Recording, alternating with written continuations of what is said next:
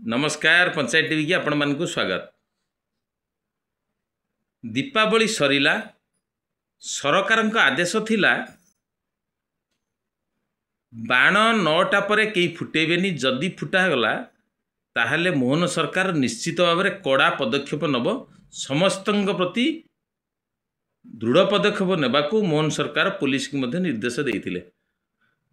हेले ओलटा सब परिस्थिति हैला। 9टा परे राजधानी भुवनेश्वर रे बाण फुटा बढ़ीगला।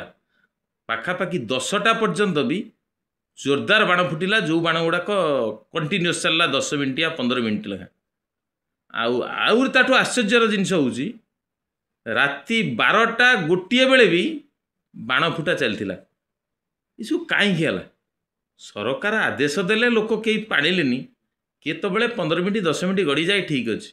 यार कारण है जितेबले जड़े लोक पुलिस की खबर दब जे मो घर कड़र जड़े लोक राति 10टा 11टा बाजिला ये बाण फुटाऊँच। तेणु जो पुलिस कौन करे ना से खबर पाई तुरंत जो पलि आसूसी पीसीआर आनी असामाजिक लोक उपरे कार्यानुष्ठान नवा परिवर्ते जीए कंप्लेन देइची प्रथमे से असामाजिक लोक को यही लोकर ना एवं ता खबरटा दे दी।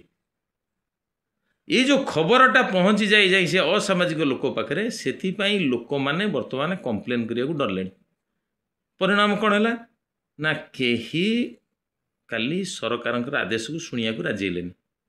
फल प्राय जितक स्थान रहा भुवनेश्वर सबु आड़ कंटिन्यू चलला राति 12 साढ़े 12 पर्यंत बाण फुटा।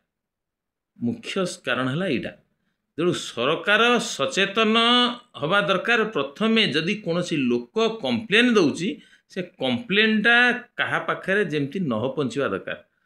पुलिस डिपार्टमेंट रे रहिले जो कनेस्टेबल और हाबिलदार से माने कौन करती ना सांगे सांगे कथाटा को जो मान ना रे कंप्लेन दिखाई खबर दे दिखती। तेणु भद्रलोकटे आउ कंप्लेन देवाक चाहिए।